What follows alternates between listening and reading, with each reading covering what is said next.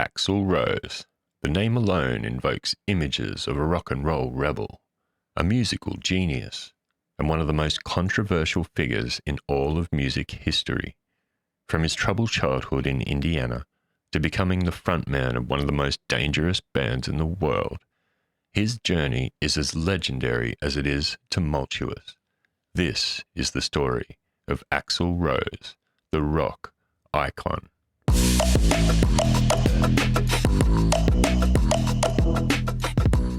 Axl Rose was born William Bruce Rose Jr. in Lafayette, Indiana, 1962.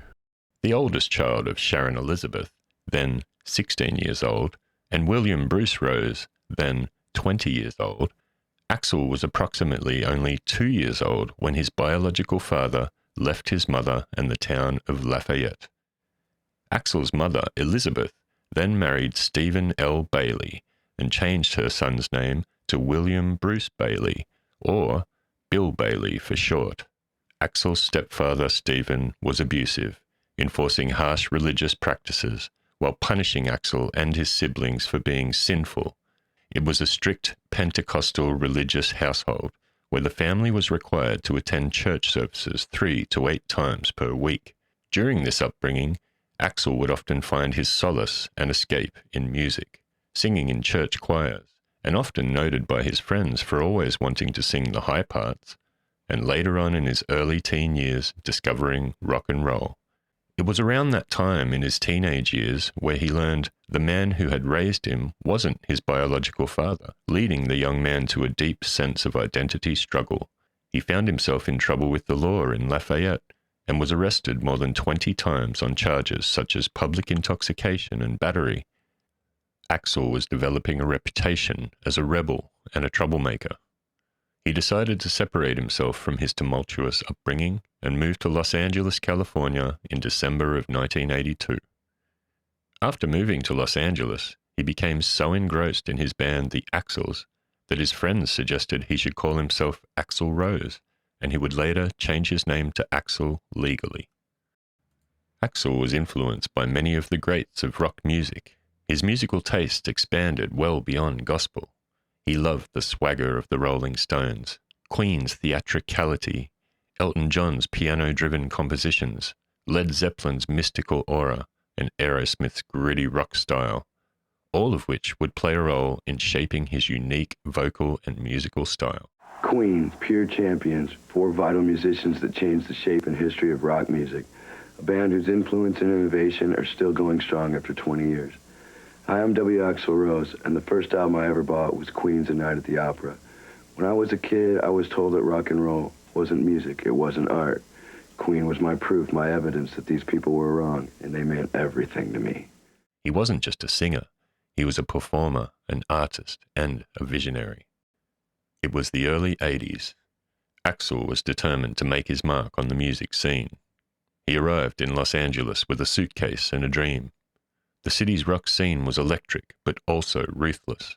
Bands like Poison and Motley Crue fought for gigs week in and week out, while other upcoming bands were also struggling for attention in a sea of hopefuls. Axl quickly formed Hollywood Rose with his childhood friend Izzy Stradlin, but unfortunately the band was short-lived. However, from that wreckage of Hollywood Rose, Axl, Izzy, Slash, and Duff got together with drummer Steven Adler, and Guns N' Roses was formed.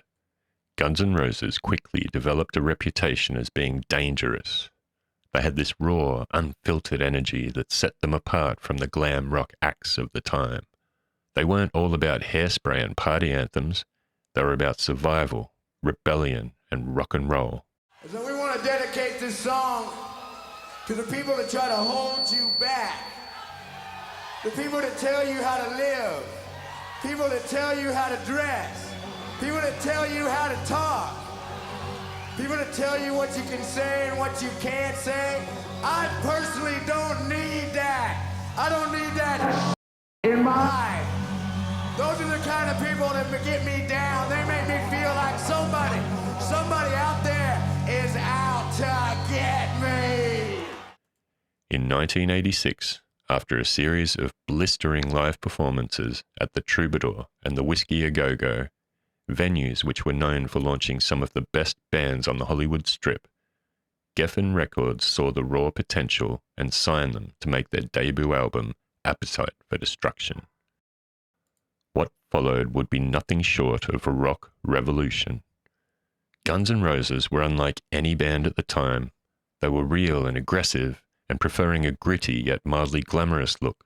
The band were more interested in their music than their image. The bands on the bill, or do you think that you're completely... Maybe only in attitude in some of them. I mean, Ross done all kinds of material. I like Kiss in their early days. I think the only thing that we have in common with Kiss now is that, they like to make money and they like girls, but as far as their music go, basically their music's like second fiddle to their other desires. Our music comes first. Have you got anything in common with Iron Maiden? I hope not. Why? I don't know. They're not. They're nice guys, but it's like political organizations. Your band's like a political thing, and your music or your album's kind of like your political stance. Well, theirs is completely different than ours, and I think theirs doesn't have anything to do with rock and roll as far as I'm concerned. We're a rock and roll band. Yeah, if you listen to what they do is what they do. I don't know what it is, and I hope to never be like that. Hope it's not catchy. Izzy, were you going to say something then? No. No. Notably, he was also unique, with a captivating and wild presence on stage, setting new rock fashion styles, and even inventing a new dance move. His so-called snake dance was purportedly inspired by being, quote, dragged out of clubs completely wasted night after night in the early days of Guns N' Roses. Appetite for Destruction was released in July of 1987, and although it didn't immediately take off, once MTV picked up Welcome to the Jungle, it quickly became the most requested video clip on the channel. The album exploded. It wasn't just a hit, it was a statement. Appetite for Destruction sold over 30 million copies worldwide, 18 million of which sold in the United States alone, making it the best-selling debut album of all time in the United States. Following up Welcome to the Jungle with the classic hit Sweet Child of Mine, the song was released in June of 1988, topping the US Billboard Hot 100 charts and becoming the band's only US #1 single. Following the success for Appetite for Destruction, the band dropped GNR Lies, a compilation album featuring 4 acoustic tracks and 4 live recordings from their early Live Like a Suicide EP. Songs like Patience showcased a softer side of the band, while 1 in a Million sparked massive controversy for its lyrics, further cementing Axl's reputation as a provocative figure. I don't think people took the time to listen to the third verse and figure that one out, because it says radicals and racists don't point your finger at me, which is exactly what happened. We had the Ku Klux Klan saying we're promoting shows and backing the Ku Klux Klan, and they immediately got a letter from my lawyer, because that is not true. Geffen Records, eager to capitalize on the band's growing fame, released a cover of Bob Dylan's Knocking on Heaven's Door as part of the Days of Thunder soundtrack in 1990, reportedly without Axl's permission. This infuriated him, as he was known for being deeply involved in every aspect of his music. Axl and the band were busy crafting something bigger. Some sort of different concept for each of these records? I mean, is there a different mood for each one, or? Well, I'd say the first half of the first CD is more in line with Appetite. It's all new songs. And the second half of the first CD has Coma and November Rain and The Garden.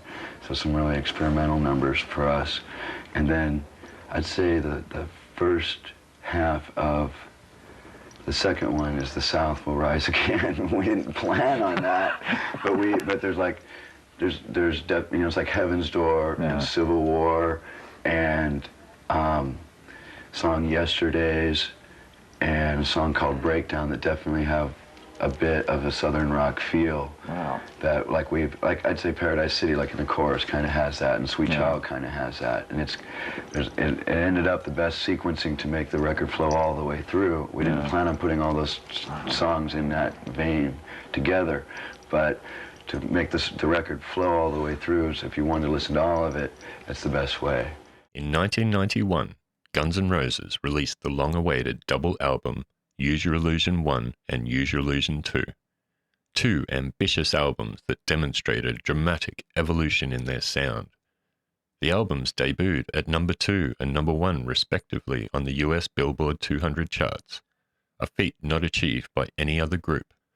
The albums included orchestral arrangements, piano ballads, and lengthy compositions that were far more sophisticated than their earlier works. Tracks like November Rain and Estranged became epics, while Don't Cry and You Could Be Mine solidified their mainstream success. Axl was able to showcase his vision through these massive productions. The music videos were more than just video clips. They were short films, narratives that pushed the boundaries of rock storytelling. Axl's legendary image broke through the boundaries of being a mere rock singer. The music video for the song You Could Be Mine from the album Use Your Illusion 2 was a collaboration in conjunction with the now legendary film Terminator 2 and featured Arnold Schwarzenegger as the Terminator, hunting the band and seeking to terminate Axl, further raising Axl's profile, escalating him to more than just your average singer. Axl was becoming a cultural legend. But with massive fame also came massive notoriety. Axl's fiery temper and outspoken nature have time and time again landed him in legal trouble. Over the years, he was involved in multiple lawsuits and altercations, both in and out of the courtroom. One of the most infamous incidents occurred in 1991, at the height of their fame, at St. Louis, when Axl jumped into the crowd to confront a man who was filming the concert. He assaulted the fan and afterwards stormed off the stage blaming security.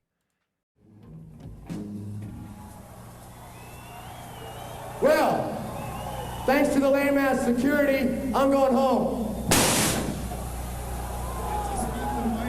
We're out of here.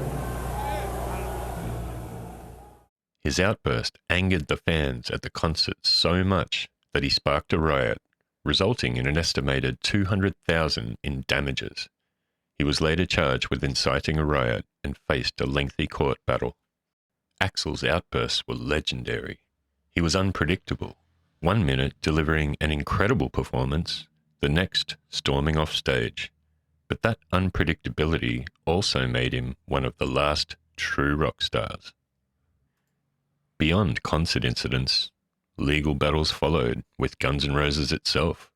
In the late 1990s, Axl gained full control of the band's name, leading to legal disputes with Slash and Duff. Former bandmates claimed they were forced out, while Axl insisted it was a matter of creative direction. Axl's perfectionism also led to battles with record executives.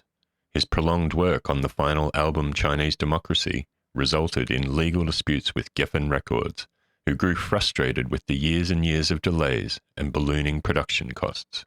In 2010, Axl sued Activision for $20 million, claiming that they used Slash's likeness in Guitar Hero 3 without permission.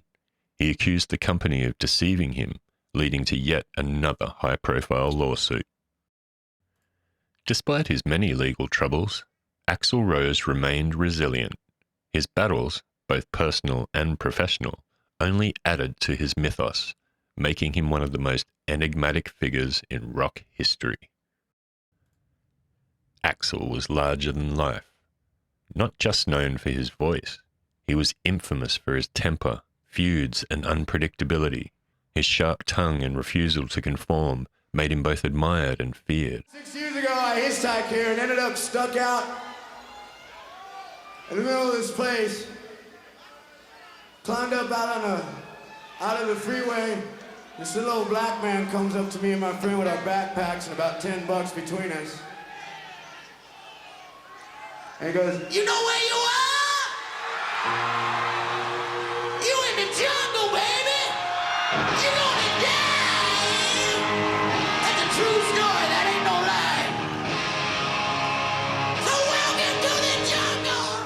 By the mid-1990s, Guns N' Roses had all but disintegrated. Band members departed one by one, leaving Axl as the sole original member. But he wasn't done. Instead, he embarked on an ambitious musical project, one that would take over a decade to complete. Axl would bring in an incredible lineup of musicians for this project, including Buckethead, Robin Fink, and Brian Mantia, alongside keyboardist Dizzy Reed. The album became a rock and roll myth. Finally, in 2008, Chinese Democracy was released. 15 years after Use Your Illusion 2, the album was a departure from classic GNR, featuring industrial and electronic influences. While critics were divided, the album still showcased Axl's ambition and vocal range. The album had a mixed reception, with some fans believing that it was far too removed from the Guns N' Roses of old, and other fans praising the work, believing Axl Rose was still the musical genius that they had admired over the years. For years, fans thought a reunion with Slash and Duff would never happen. Axl remained the face of a new Guns N' Roses lineup, touring with a different band.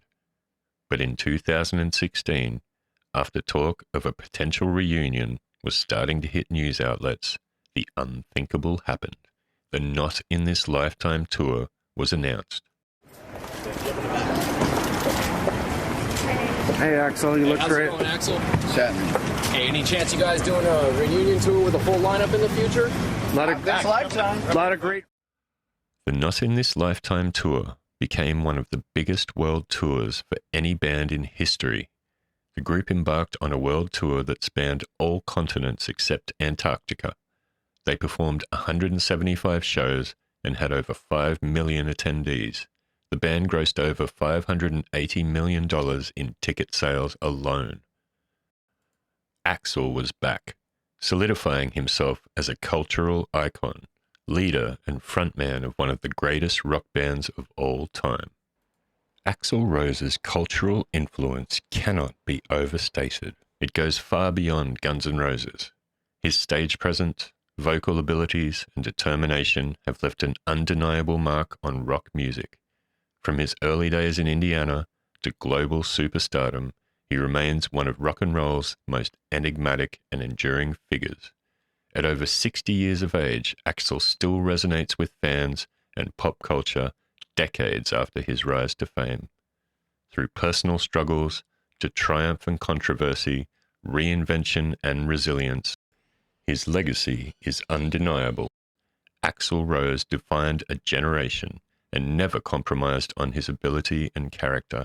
He is a true and authentic rock and roll icon.